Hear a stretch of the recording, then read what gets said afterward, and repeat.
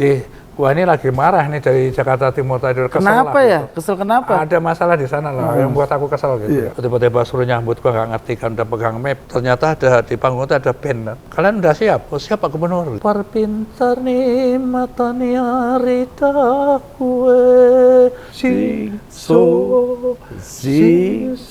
Langsung matortor ya di situ. Sampai tamat aku nyanyi. Yang gua apal lagu Batak memang itu aja. Narji ya, isinya binatang buas semua. Jakarta itu kalau diibaratkan seperti binatang buas. Buas artinya apa nih ya? Artinya gubernurnya lebih buas dari binatang-binatang itu gitu loh. Kalau di masyarakat kita itu banyak macan buas, ya gubernurnya harus lebih buas gitu ya. Dari Bengkulu ke Ciawi. Cakep. Mampir dulu di BJ. Jangan malu jadi orang Betawi. Ini contohnya kayak si Narji.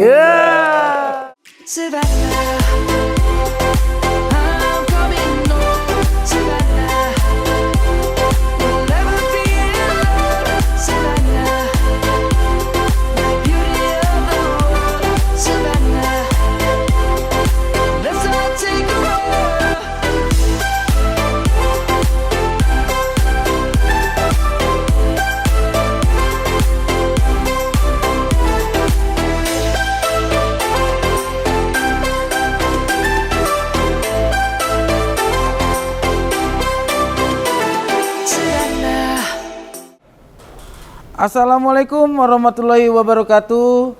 Dari Cikini ke Surabaya tidak dapat hotel, nginepnya di kos.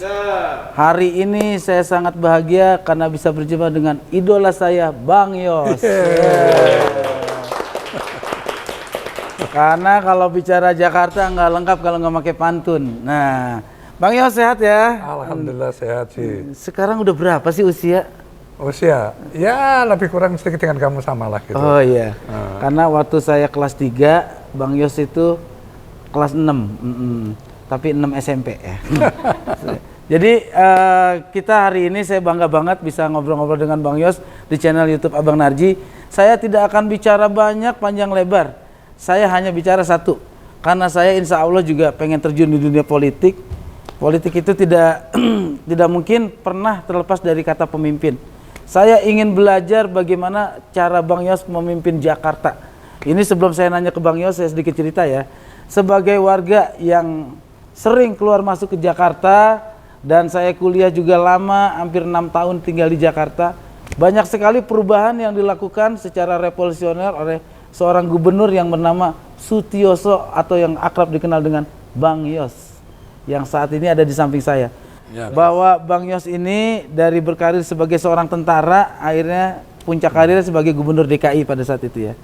Nih Bang Yos, bagaimana sih kita harus bersikap menjadi suatu pemimpin di sebuah daerah itu? Ya, jadi yang pertama begini ya. Jadi pemimpin atau lagi memimpin rakyat lah gitu ya, yang sangat beragam ya. Kita harus kenali gitu, kenali mereka ya. Bahwa mereka itu rakyat kita semua ya. Dari etnis saja ya, ada di Jakarta itu ya, ada Tionghoa, ada Arab, ada Pakistan, ada India. Dari suku, saya rasa semua suku itu terwakili semua. Dari Aceh sampai Papua itu terwakili semua di sini. Ya, agama berbeda-beda, 6 agama yang didirikan pemerintah semua ada di Jakarta. Ya, lalu budaya adat istiadat bercampur di sini. Nah, oleh karena itu sebagai pemimpin harus paham. Saya memimpin orang yang berbeda-beda. Tetapi perbedaan itu bisa menjadi titik lemah kita. Kalau tidak bisa kita satukan, maka itu menjadi kelemahan kita. Tetapi kalau bisa kita satukan, itu bisa jadi kekuatan yang dahsyat. Itu intinya gitu, kita kenalin dulu gitu. Nah oleh karena itu contoh ini ya. Jadi pemimpin itu kan sebenarnya, apa kalau kita memimpin leadership itu ngomong gitu ya Ci ya. Apakah ilmu atau apa dia? Enggak, menurut saya banyak itu art, seni lah ya, seni memimpin gitu. Jadi harus pandai menangkap, pandai melakukan inovasi-inovasi gitu. Jadi misalnya ini ya, saya memimpin banyak ragam itu kan. Saya yang orang Jawa dan agamanya Islam, tetapi saya harus dirasakan oleh orang Batak yang ada di Jakarta, yang agamanya Kristen, merasa aku pun gubernur dia. Nah gitu kan. Begitu juga orang Padang, begitu juga orang Minang, orang Padang yang Minang ya, orang Manado dan sebagainya harus merasa aku gubernurnya. Nah, oleh karena itu, pada saat ada misalnya perayaan agama gitu yang berbeda, mau dia Konghucu, mau dia agama Kristen, agama Hindu, ada perayaan apalagi Islam tentunya ya, saya nggak pernah absen. Selalu hadir ya? Jadi jangan cari alasan pun apa untuk kita tidak hadir, harus hadir gitu. Jadi Nah, ini misalnya yang- Natalan sih ya, saya disuruh nyulut lilin secara simbolik. Ini kan simbolik aja. Kan ada pemimpin yang ini haram nggak boleh saya lakukan. Kalau aku nggak mikir itu. Toh Tuhan yang tahu kan, aku ini Muslim, gitu kan. Tapi orang itu yang ada di merayakan Natal tuh seneng kan, sorak-sorak semua gembira gitu. Nah itu contoh. Ya. Jadi orang-orang itu merasa aku gubernurnya. Nah orang-orang yang beragam suku ini juga merasa aku gubernurnya, walaupun aku orang Jawa. Orang Batak misalnya, orang Batak kumpul gitu ya. Orang Batak itu kan besar sekali di Jakarta ini. Dari tukang ojek sampai pengusahanya orang Batak. Ya. Dari curit gini sampai jenderal bintang 4 orang Batak ada, gitu kan ya. Pengusaha kecil sampai besar ada gitu. Jadi nggak tanggung-tanggung dia, sewanya tempat pun di GCC sana. GCC kan mahal kan. Ribuan orang di situ. Tapi waktu perayaan itu saya bilang saya ada acara di Jakarta Timur. Jadi acara buka aja terus berjalan. Nanti pada saat datang saya berikan sambutan. Gitu. Mereka setuju kan. Jadi saya selesai dari Jakarta Timur. Saya jam 9:04 masuk ke acara itu. Langsung di non sama MC-nya si Vektor Huta Barat penyanyi itu kan. Pak Gubernur mohon langsung memberikan sambutan naik ke panggung gitu.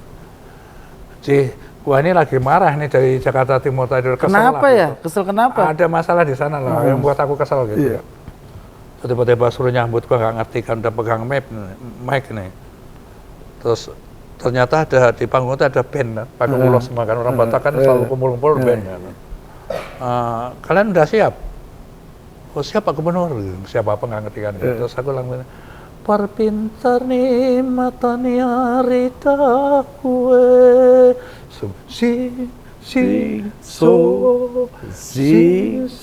langsung motor ya di situ.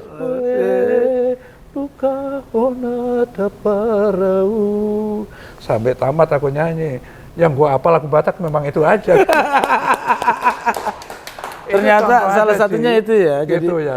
Supaya orang seneng aja. Orang gitu seneng loh. aja. Habis itu kan gua nggak ngomong apa-apa. Horas, udah gua duduk aja. Aman ya kayak gitu ya.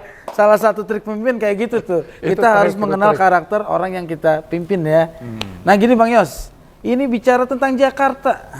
Di mata Bang Yos ini Jakarta masa lalu, Jakarta saat dipimpin, dan Jakarta saat ini, dan bagaimana sih di saat nanti Jakarta udah nggak jadi ibu kota Bang Yos?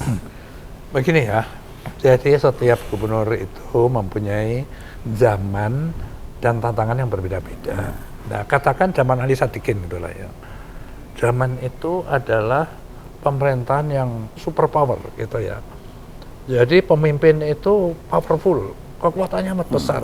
Pokoknya ngucap gini, kamu jangan nolak. Geleng-gelengannya jangan boleh kamu. Harus begini aja, nggih gitu kan.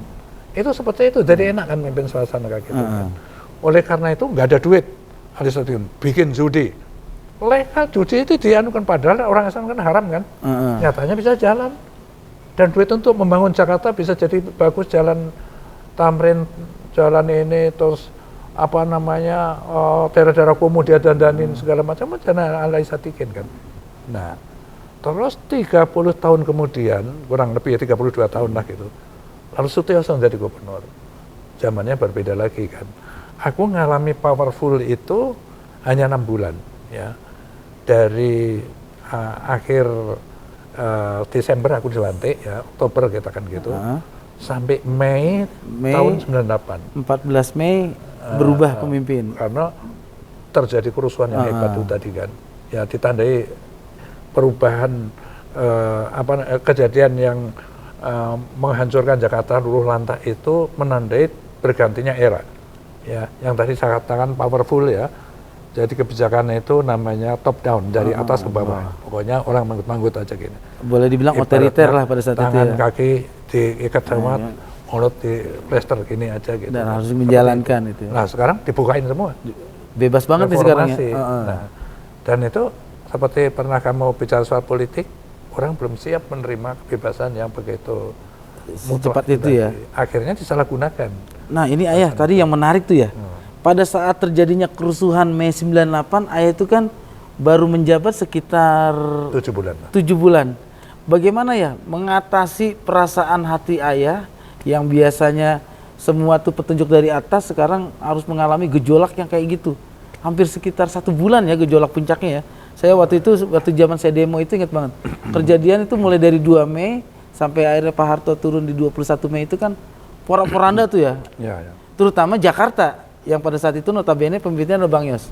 Ya. Gimana tuh Bang Yos? Ya tentu. Jadi sebenarnya ya Ci ya, pemimpin itu diuji saat dia menghadapi masa kritis. Ya saya diuji sebenarnya, ujian sebenarnya bagi saya mengalami saat itu kan. Ya beruntung ya, aku menjadi gubernur itu aku Panglima Kodam Jaya. Paling tidak aku mengenal karakter dan situasi politik di Jakarta seperti apa itu saya sudah paham itu kan. Terus dari puncak. Tetapi yang harus kamu pahami dan masyarakat juga, saat kerusuhan, gejolak, huru-hara gitu, itu bukan porsi saya. Itu adalah porsi aparat. Ya, aparat yang di depan itu kepolisian, di backing oleh TNI untuk benar-benar. Nah, saat dinyatakan sudah aman gitu, rehabilitasi itulah porsi saya. Itu ayah sempat stres nggak ya? Dari yang sesuatu dibangun rusak semua kan, mall, Nah, hancur semua dibakar-bakarin. Dibakar-bakarin. Itu di luar prediksi ayah kan? Masyarakat mobil aja ribuan yang harus saya singkirkan di jalan-jalan. Karena pada saat kejadian saya tuh di Rawamangun. Mobil-mobil yang bekas di gudang karena sudah tidak terpakai didorong masyarakat ke jalan-jalan Ahmad Yani. Kemudian juga kita lihat bagaimana 3 mall yang ada di sekitar situ juga hancur berantakan. Gimana tuh ya pada saat itu ya? Ya, jadi saat itu kan tentu saja seperti saya katakan ya harus unsur aparat lah. Dan pada saat itu, pada saat sudah dianggap katakan aman walaupun belum 100% ya, dan dikembalikan ke saya sebagai pemimpin penguasa daerah lah, kepala daerah kan penguasa daerah kan. Maka saya ambil alih, saya mengkoordinasi, saya paham. Jadi begini ya, triknya ya, seperti dalam pertempuran. Kenali dirimu, kenali musuhmu. 1000 kali perang, 1000 kali menang. Gitu. Itu di pertempuran. Pada saat saya di gubernur, kenali dirimu, aku gubernur, aparat saya seperti ini, tetangga saya, teman saya, Kapolda, Pangdam, dan lain sebagainya ya, Pang Armabar, Pang Wapau, itu partner-partner saya kan. Lalu kenali musuhmu, masalah musuhmu itu. Kenapa sih terjadi kayak gitu? Sebenarnya kita nggak punya musuh pada saat itu ya? Jadi musuh kita waktu itu masalah itu tadi. Harus saya kenali kenapa terjadi seperti itu. Nah, kata kuncinya saya temukan terjadi gap antara orang yang kelompok yang punya dan tidak punya. Ini terlalu jauh. Inilah yang dekatkan, perlu saya dekatkan. Dan maaf ya, ini tidak bisa kita bohongin, ini kelompok umumnya kan kelompok etnis Tionghoa gitu. Nah ini saya dekatin karena dia juga penduduk saya kan. Jadi saya tinggikan moral karena dia juga jadi korban kan. Umumnya kan korban kan warga Tionghoa kan. Yang dijarin rumahnya sampai habis. Aku kan masuk-masuk ke rumah-rumah. Mereka kan dijarah-jarahin itu di perumahan-perumahan yang banyak rumahnya. Waktu masuk-masuk ke rumah korban gitu, ayah pulang bawa apa aja tuh ya? Apa? Pulang bawa apa aja tuh? Bawa apa? Ya bawa kesedihan aja. Bawa kesedihan aja. Karena dia kan penduduk kita juga kan. Iya. Dijarin karpet aja nggak ada yang sisa kan. Dan dia pada lari di clubhouse, di tempat golf itu, di clubhouse-nya pakai piyama, pakai daster istrinya, apa nggak kasihan nggak begitu kan? Dia warga saya, harus saya lindungi bagaimanapun kan. Terus bagaimana sikap mereka saya dekatkan, saya ceritakan masalahnya apa gitu kan. Mereka peduli, mereka kumpulkan sembako untuk membantu mereka.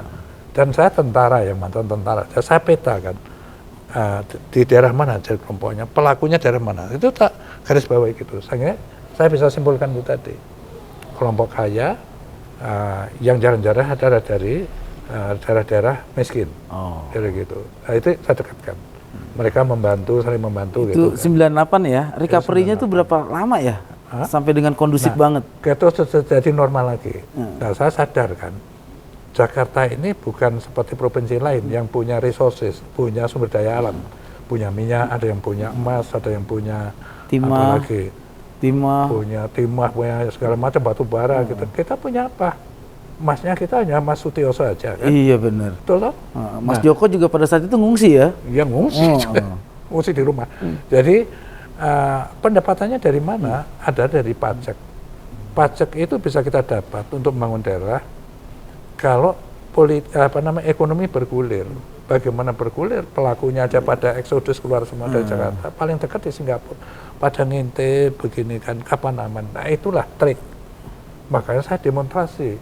Demonstrasinya gimana? Aku ke Glodok misalnya kan. Aku ngerti tentara polisi tak suruh jaga semua kan. Nah, Bu TV gini kan. Saya sengaja begini supaya tentara polisi kelihatan. Ayo buka lagi tokonya. Kenapa kalian takut dijaga sama polisi gitu?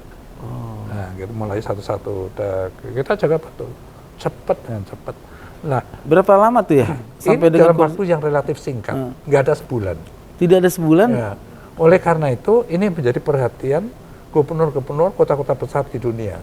Kita punya komunitas, gubernur-gubernur di ibu kota negara, kota-kota besar itu ada komunitasnya. Yang setiap tahun kita konferensi dan tuan rumahnya bergantian. Waktu pasca kerusuhan itu tuan rumahnya Seoul, gubernur Seoul. Korea. Dan setiap kumpul kita sharing pengalaman kan. Salah satu jadi pembicara saya. Temanya sudah dipatok saya. Anda tolong bicara soal manajemen krisis.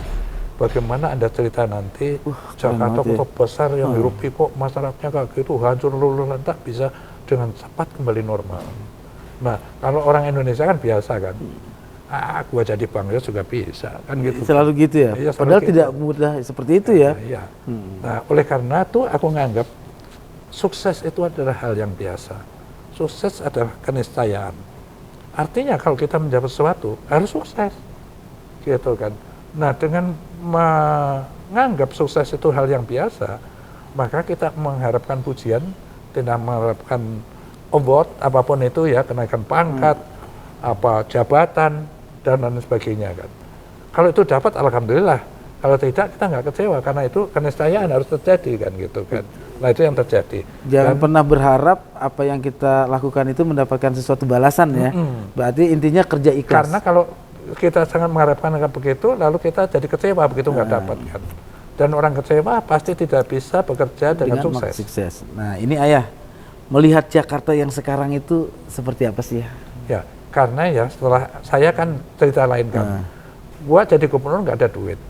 Ya membangun kan duit. Iya, kan iya. gitu. Itu kan hancur-hancuran.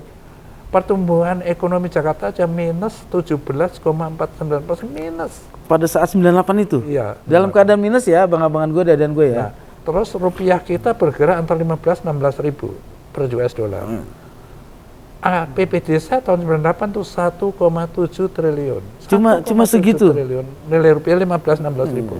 Uang nggak ada, juga tidak ada. Tetapi pegawai bertambah banyak. Loh, kenapa kok bertambah? Ya karena kanwil yang diurusin pemerintah dilimpahkan ke provinsi dengan undang-undang otonomi yang baru kan. Jadi tadinya 100 ya tambah 36 ribu, 136 ribu. Besar sekali pegawai saya. Terjadilah padat karya, gitu. Padat orangnya, karyanya kagak, gitu kan. Karena kelebihan orang. Pada main catur, numpuk main ya, domino gitu kan. Kenapa orang mau kerjain apa sudah dikerjain dinas kan? Oh udahlah amat sulit lah. Gitu. Amat sulit ya. Jadi saya ya targetnya nggak aneh-aneh, duit nggak ada kok, gaji pegawai aja sudah setengah mati aku kan. Oleh karena itu bagaimana aku menjamin bahwa kita tetap survive, ibu kota ini tetap bisa berfungsi. Jangan sampai para duta besar perwakilan negara pada eksodus keluar. Itu memalukan sekali. Banget. Nah, itu yang saya jaga. 5 tahun pertama maka saya hanya survival aja.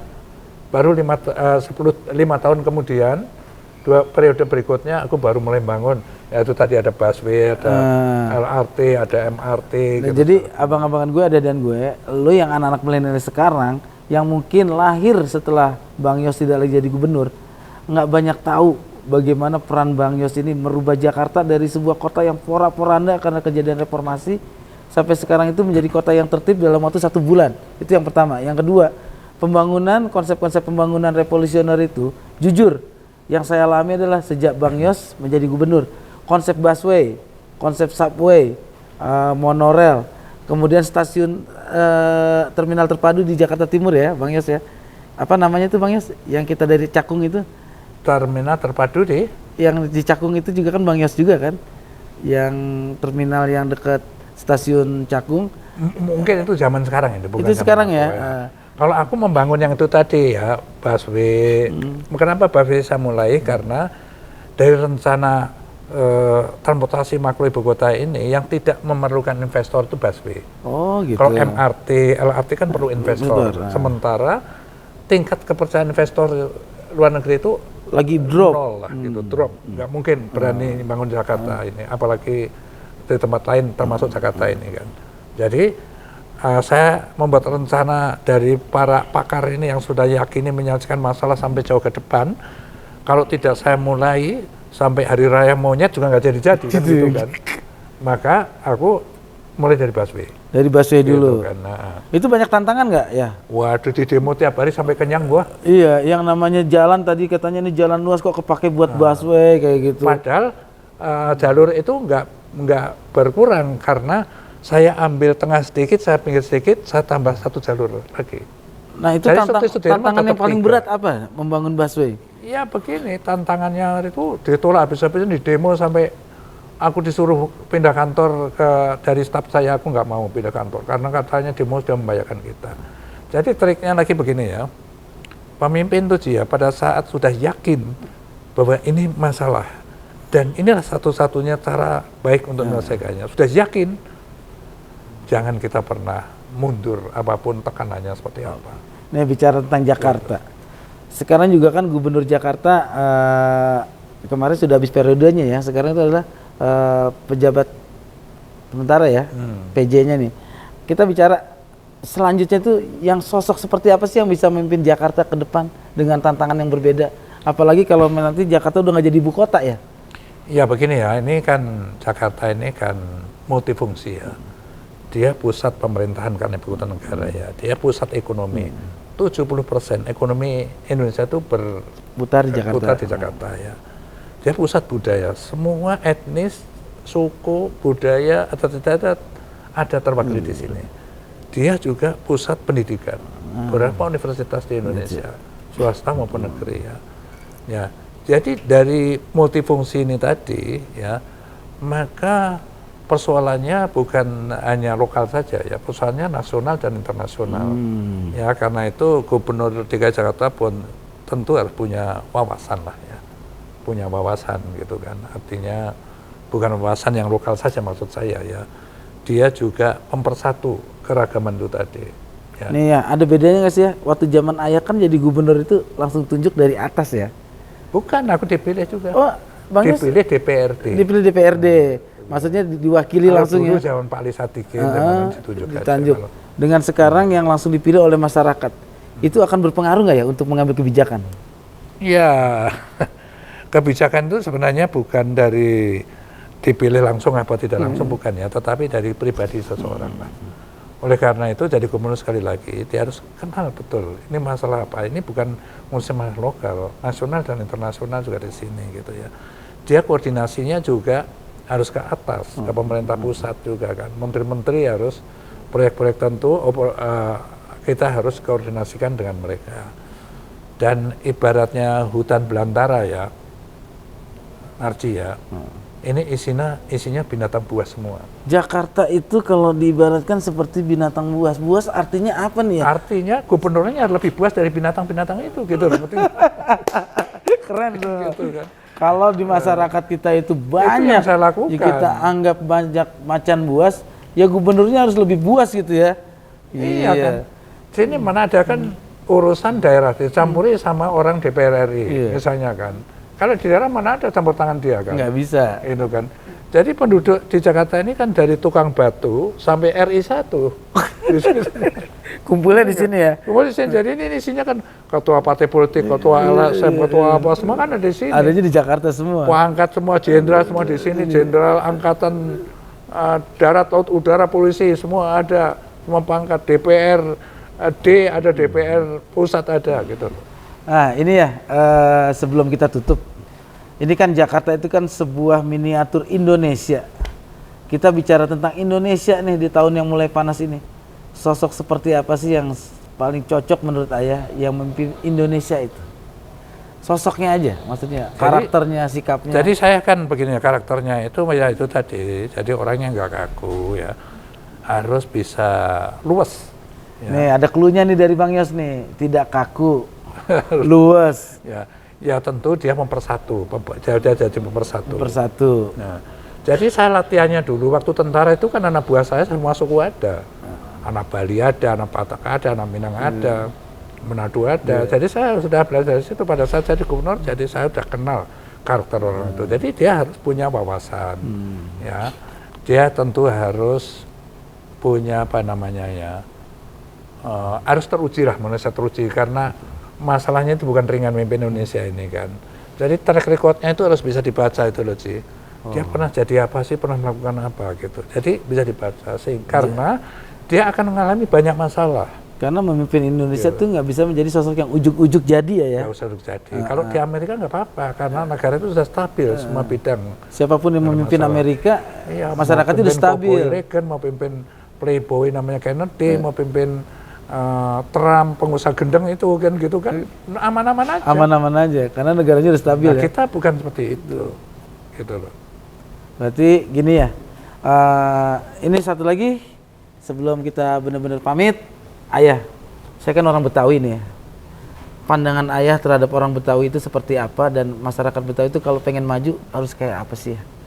Nah, orang Betawi itu kan sangat akomodatif yang aku dia itu ya menerima semua suku yang masuk di Jakarta. Dulu dia mayoritas loh awalnya. Iya kan? Tapi jasa orang Betawi kan pengen naik haji yang tadinya di Menteng nih rumahnya nih. Kaplingnya di geser dijual, dikit kan gitu kan. Tahu-tahu nanti anak-anaknya juga ingin kan pergi haji. Jual lagi sampai akhirnya dia pindah ke Bekasi kan, ke pinggir situ kan. Jadi di pinggir-pinggir itu banyak. Yang termasuk gua ini sebenarnya orang Bekasi juga kan tinggalnya kan. Gitu contohnya. Oleh karena itu harus saya akomodir kepentingannya. Itu sebabnya saya mungkin namanya dulu di Situ Babakan itu kan, itu perkampungan Betawi. Alamnya masih alami gitu, ada danau gitu kan. Rumahnya juga saya bikin adat-adat Betawi gitu kan. Jadi supaya mereka ada tempat berkumpul, ya, akomodatif, ramah dia kan, dan energik, gitu, energik. Mau datang aja pakai pantun-pantunan, pakai harus palang pintu, Pancasila, palang pintu, gitu kan. Luar biasa ya. Nah, oleh karena itu saat aku jadi gubernur, ini budaya dia nggak boleh hilang. Tarian pertama yang saya jadikan tuh pasti tarian Betawi untuk selamat datang ke tamu-tamu. Ini juga ada salam Bang Yos dari sahabat-sahabat saya seniman Betawi mengucapkan rasa terima kasih karena sejak Bang Yos menjabat Gubernur DKI banyak terakomodir keinginan-keinginan seniman Betawi. Salah satunya saya pernah dulu punya panggung rutin di Gedung Kesenian Jakarta, sebulan sekali itu ada lenong Betawi. Sekarang belum ada lagi ya. Ya nggak tahu lah gue. Ya orang Betawi ngadep aja sama gubernur lah. Kemudian juga kan ada ini. Ingatkan aja gubernur. Bang Yos, yang saya keren banget itu dulu ya. Bang Yos itu punya program di Situ Babakan sebulan sekali ada Festival Betawi. Kemudian ada lagi yang namanya dulu Bang Yos itu bikin lomba apa ya yang air masyarakat tuh rame banget bertumpah ruah untuk ngikutin itu. Apa itu? Saya orang Betawi merasa ya permainan Betawi yang aneh-aneh itu saya tampilkan pada permainan saat Betawi dulu gitu, saya ingat banget. Dan itu saya kenalkan pada duta besar. Yang 17-an gitu saya lombakan permainan anak Betawi itu yang apa pakai pakiak itu yang itu di Taman Suropati itu. Di Taman Suropati saya ingat banget kayak gitu. Oke Bang Yos, ini pantun penutup dari Bang Yos. Wah lu ngarang aja. Saya tantangin nih. Gitu. Waduh, entar gua mikir dulu ya. Oke. Dengerin yang baik-baik ya. Dari Bengkulu ke Ciawi. Cakep. Mampir dulu di BJ. Jangan malu jadi orang Betawi. Ini contohnya kayak si Narji. Elvi Sukaesih tinggal di Beos. Terima kasih Bang Yos. Terima kasih, jangan lupa subscribe, like, share, and comment channel YouTube Abang Narji dan juga channel YouTube-nya Bang Yos apa? Apa? Benang Merah Bang Yos. Bersama Bang Yos. Bang Yos official ya. Jangan lupa tuh channelnya tuh diikutin. Banyak kisah-kisah tentang Bang Yos. Kita pamit dulu. Assalamualaikum warahmatullahi wabarakatuh. Waalaikumsalam warahmatullahi wabarakatuh.